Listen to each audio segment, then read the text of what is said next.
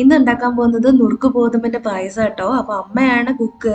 പക്ഷെ ഇന്ന് അമ്മ പറഞ്ഞിരിക്കുകയാണ് ഞാൻ വോയിസ് ഓവർ കൊടുത്താൽ മതി, അമ്മയ്ക്ക് സംസാരിക്കാൻ വയ്യാന്ന്. അപ്പോൾ നുറുക്ക് ഗോതമ്പ് ഓൾറെഡി കഴുകി അത് നന്നായിട്ട് അതിന്റെ വെള്ളമൊക്കെ പോകാൻ വേണ്ടി നമ്മൾ ഊറ്റി വെച്ചിരുന്നതാണ്. അപ്പൊ നമ്മളൊരു 2 സ്പൂൺ ഓഫ് നെയ്യ് ഒഴിച്ചിട്ടുണ്ട്. അതിനകത്തോട്ട് ഇട്ടിട്ട് നന്നായിട്ടൊന്ന് വരട്ടി എടുക്കണം.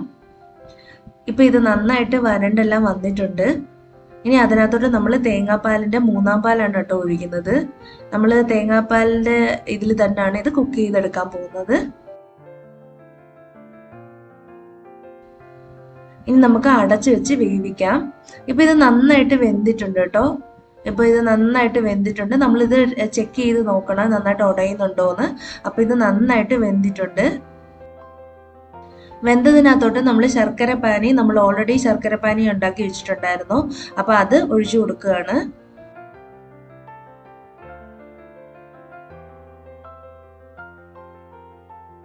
ഇനി ഇത് നന്നായിട്ട് നമ്മൾ രണ്ടും കൂടെ നന്നായിട്ടൊന്ന് യോജിപ്പിച്ച് വരട്ടി കൊടുക്കണം.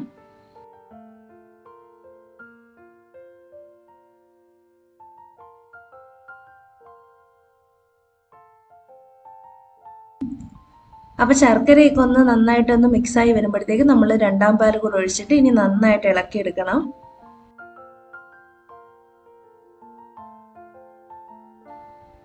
കുറച്ച് ഏലക്ക ചതച്ചത് ഇട്ട് കൊടുത്തിട്ടുണ്ട്. അപ്പൊ ഇത് പായസം ഇപ്പോൾ ഓൾമോസ്റ്റ് ആയിട്ടുണ്ട്. സോ നമ്മൾ നല്ല കുറുകിയ 1-ാം പാൽ ഒഴിച്ചു കൊടുത്തിട്ടുണ്ട് ഇപ്പോൾ. അപ്പോൾ ഇതും ഇനി നന്നായിട്ട് മിക്സ് ചെയ്തെടുക്കണം. ഇതുകൂടെ കഴിഞ്ഞാൽ നമ്മുടെ പായസം ഓൾമോസ്റ്റ് റെഡിയാണ് കേട്ടോ. അപ്പൊ നമ്മുടെ പായസം നല്ല കിടിലനായിട്ട് റെഡി ആയിട്ടുണ്ട്. നമുക്ക് ഇതിനകത്തോട്ട് ഇനി നട്ട്സ് എല്ലാം ഒന്ന് നെയ്യിൽ വറുത്തിട്ട് അതുകൂടെ ഒഴിച്ചു കൊടുക്കാം. അപ്പോൾ ഇത്രയേ ഉള്ളൂ. വളരെ സിമ്പിൾ ആണ് നുറുക്ക് ഗോതമ്പിന്റെ പായസം. ഇത് ഓൾമോസ്റ്റ് ലൈക്ക് ഒരു ഹെൽത്തി കൂടെ ആണെന്ന് വേണമെങ്കിൽ പറയാം കേട്ടോ.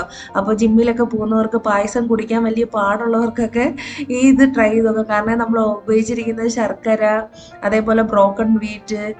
അപ്പോൾ മൊത്തത്തിൽ ഒരു ഹെൽത്തി വെർഷൻ ആണ്. അപ്പോൾ എല്ലാവർക്കും കുടിക്കാൻ പറ്റുന്ന ഒരു പായസമാണ്. അപ്പോൾ എല്ലാവരും ട്രൈ ചെയ്ത് നോക്കണേ. ഞാൻ ഇനി അടുത്ത വീഡിയോ ആയിട്ട് കാണും വരെ ബൈ.